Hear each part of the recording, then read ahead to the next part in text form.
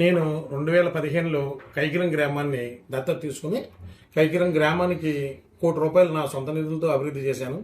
కైకిరం గ్రామంలో ఎందుకు నిరుపయోగంగా ఉన్న శ్మశాన వాటికి రుద్రభూమిని అభివృద్ధి చేయడంతో పాటు బ్రిటిష్ వారు కాలంలో కట్టిన కాలువరేవులు 5 కాలువరేవులు నా సొంత నిధులతో కొత్త కాలువరేవులుగా నేను రూపుచెందించి ప్రజలకు ఉపయోగంలో తీసుకొచ్చాను.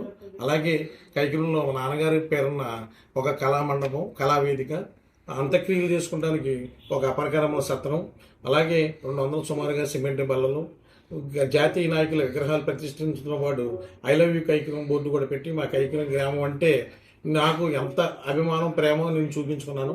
అలాగే 2018లో పశ్చిమ గోదావరి జిల్లా అధ్యక్షుడిగా ప్రమాణ స్వీకారం చేసి పేద ఆదివాసీలకి నేను ప్రమాణ స్వీకారం చేసిన రోజునే ₹10 లక్షల విలువైన సేవా కార్యక్రమాలు చేశాను. 200 గ్రైండర్లతో పాటు అలాగే పేద ఆదివాసీలు ఏ అవసరం వచ్చినా ఆదుకుంటాను. నేను ఎప్పుడు ముందున్నాను.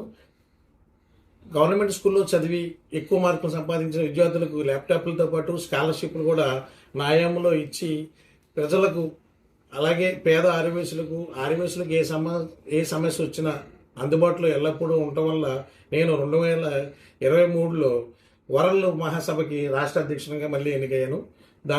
అలాగే ఆ కార్యక్రమాలు కూడా చురుకుగా చేసుకుంటూ అప్పుడు కూడా అందుబాటులో ఉండటంలో ఇప్పుడు ఇంటర్నేషనల్ వైస్ ఫెడరేషన్ రాష్ట్ర అధ్యక్షుడిగా ఫిబ్రవరి 1వ జరిగిన తాడేపల్లిగూడెంలో నేను ప్రమాణ స్వీకారం చేస్తున్నాను.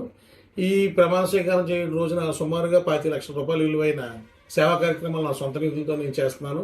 పేద విద్యార్థులకు 20 ల్యాప్టాప్లు, అలాగే 100 గ్రైండర్లు, 20 ఆదివాసీ కుటుంబాల్లో అర్హులైన వారికి 20 కుట్టు మిషన్లు కూడా నేను నా సొంత నిధులతో ఆ రోజున అందరికీ అందజేస్తున్నాను. మీరందరూ కూడా అభిమానులు, అలాగే నాకు తెలిసిన మిత్రులు, బంధుమిత్రులు అందరూ కూడా ఈ 1వ తారీఖున జరిగే ప్రమాణ స్వీకారానికి హాజరై నన్ను ఆశీర్వదించమని కోరుతున్నాను. నేను ఎల్లప్పుడూ కూడా 24/7 ఇప్పుడు కూడా ప్రజలకు అందుబాటులో ఉంటానని, సేవా కార్యక్రమం చేస్తుంటానని సెలవు తీసుకుంటాను.